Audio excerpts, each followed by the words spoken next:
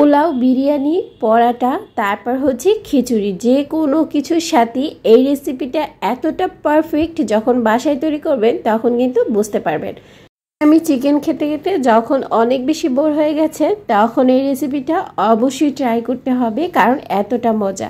বিশেষ করে খিচুড়ির সাথে এটা অনেক বেশি ভালো লাগে। দেখা যায় আজকাল কিন্তু হুটহাট করে বৃষ্টি চলে আসে, তখন একটু খিচুড়ি খেতে ইচ্ছে করে, তার সাথে কিন্তু এই মাংসটা অনেক বেশি ভালো লাগে। স্বাদ পাল্টাতে চিকেনটাকে একটু অন্যভাবে প্রসেসিং করে রান্না করে পরিবারের সবার সাথে শেয়ার করতে পারেন। রেসিপিটি তৈরি করার জন্য প্রথমে আমি এখানে ফ্রাই প্যানে কিছুটা বেশি পরিমাণ তেল দিয়ে দিচ্ছি। এখানে আমি 2 টেবিল চামচ তেল দিয়ে দিয়েছি। আর এখানে গোটা গরম মশলা, দারচিনি, এলাচ, লবঙ্গ, তেজপাতা আর হচ্ছে গোলমরিচ দিয়েছি। খুব সুন্দরভাবে ভেজে নিচ্ছি। সুন্দর একটা স্মেল যখন বের হয়ে আসবে, তখন আমি এখানে চিকেনগুলোকে অ্যাড করে দিচ্ছি। চিকেনের সাইজগুলো কিন্তু ছোট ছোট হবে, খুব বেশি বড় করার দরকার নেই। একটু ছোট করে কেটে নিলে এই চিকেনটা খেতে বেশ ভালো লাগে। ভিতরে মশলাগুলো খুব সুন্দরভাবে যায়।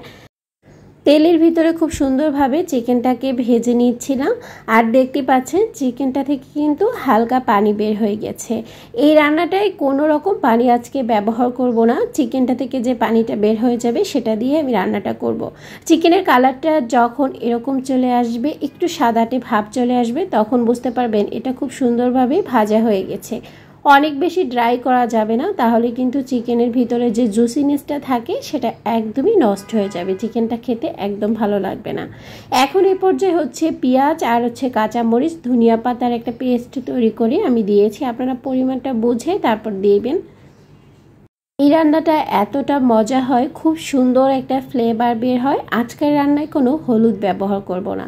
চিকেনটাকে এরকম হালকা সাদাটে করে এই চিকেনটা রান্না করা হয়, আর এটাই হচ্ছে এর একটু বিশেষত্ব।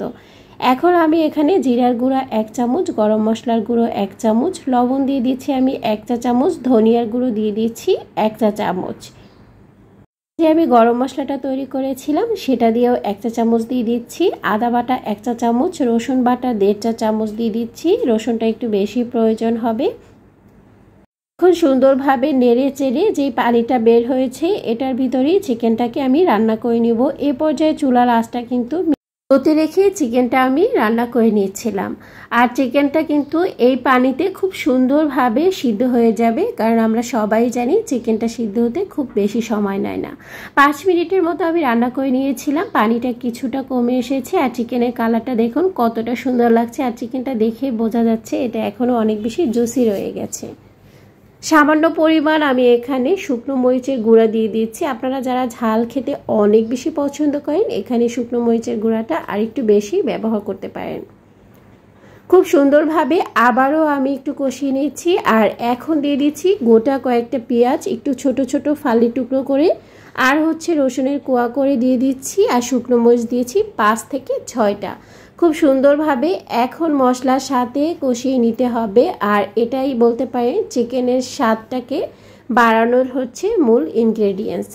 এতটা সুন্দর ফ্লেভারফুল, আর খিচুড়ির সাথে পরোটার সাথে খেতে খুব বেশি ভালো লাগে চিকেনটা। এটা দেখে অবশ্যই বুঝতে পেরেছেন যে এটা কতটা মজাদার হয়েছে। অবশ্যই বাসায় এটা ট্রাই করবেন, কারণ এটা রান্না করতে খুব কম সময় লাগে। আর একদম পারফেক্টভাবে রান্না করার জন্য ফুল রেসিপিটি ফলো করতে পারেন। কেমন লেগেছে আজকের রেসিপি অবশ্যই কমেন্ট সেকশনে জানাবেন। ভালো লাগলে লাইক, শেয়ার, কমেন্ট করবেন। বেশি ভালো লাগলে পেজটি ফলো দিয়ে রাখতে পারেন, চ্যানেলটি সাবস্ক্রাইব করতে পারেন। আর চিকেনটা এখন একদমই হয়ে গেছে, আর খুব কাছ থেকে আমি দেখাচ্ছি যে এটার লুকটা কতটা সুন্দর এসেছে। পোলাওর সাথে এটা পরিবেশন করতে পারেন, পরোটার সাথেও পারবেন, খিচুড়ির সাথে পারবেন। এক রেসিপিতে আপনার অনেক বড় সমাধান হয়ে যাবে। আজকে এখানে বিদায় নিচ্ছি। নেক্সট রেসিপি দেখার আমন্ত্রণ জানিয়ে আল্লাহ হাফিজ। আল্লাহ হাফেজ।